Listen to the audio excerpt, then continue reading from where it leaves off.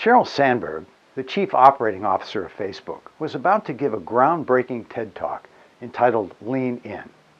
Her intent really was to promote gender equality within the leadership ranks of corporations, and it was a speech that started a movement.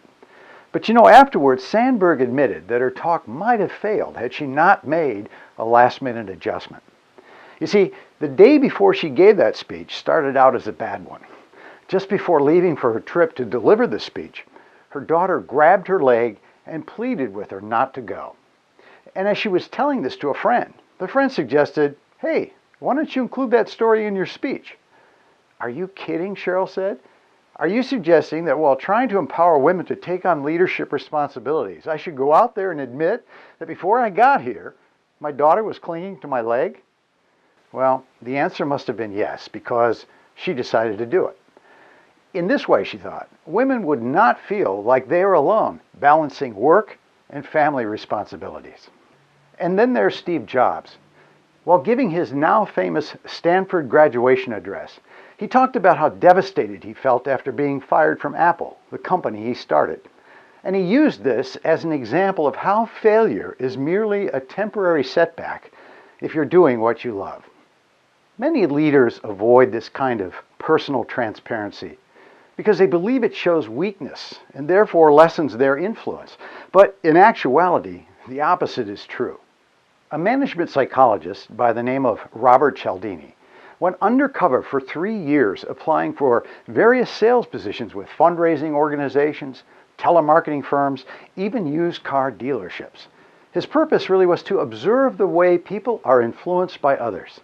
And one of his main observations is that likability is at the top of the list of influencing factors. So what better way to gain likability than to let people know that you too have vulnerabilities? Certainly leaders have to provide good examples. But the leader who hides behind a mask of invincibility isn't really fooling anyone. Let's face it, we already know you're not perfect. What's more, we don't want you to be. Who can relate to perfect? Now, I'm certainly not advocating that you wear your heart on your sleeve, but there is one way to talk about your own vulnerabilities that can inspire, influence, and motivate the people you lead. And it's through the use of a communication tool that you're very familiar with. It's the same one Sheryl Sandberg and Steve Jobs used with their audiences. It's called storytelling. No, not this kind of storytelling. What I'm referring to is a unique form of storytelling, one that is suitably tailored for business settings. And that's where SFL, or Storytelling for Leaders, comes into play. During SFL training, we not only teach storytelling methods that will help managers better relate to their people, we also teach other forms of storytelling that can help them create alignment around strategic initiatives, alter entrenched, hard-to-change opinions standing in the way of progress, achieve voluntary compliance for changes in direction or policies. Let's put it this way. If your objective is to influence, inspire, or motivate, there's a way storytelling can help. Now, you should know that our experienced and accredited teachers do not base what they teach on their opinions of what works. Our program is founded in scientific evidence of what works and why. Furthermore, SFL is not a hit-it-and-forget-it one-day workshop. Storytelling used in business settings is a specialized skill, and as such, it requires practice.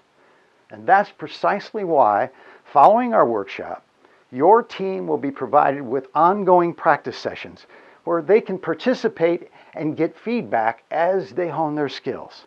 Perhaps this explains why thousands of people around the world have incorporated Storytelling for Leaders as a mainstay training program for both their new and experienced managers. So join the list of companies that are using this program. Companies like Microsoft, IBM, Coca-Cola, Boeing, and many others. See how this program can turn your leaders into leaders people want to follow.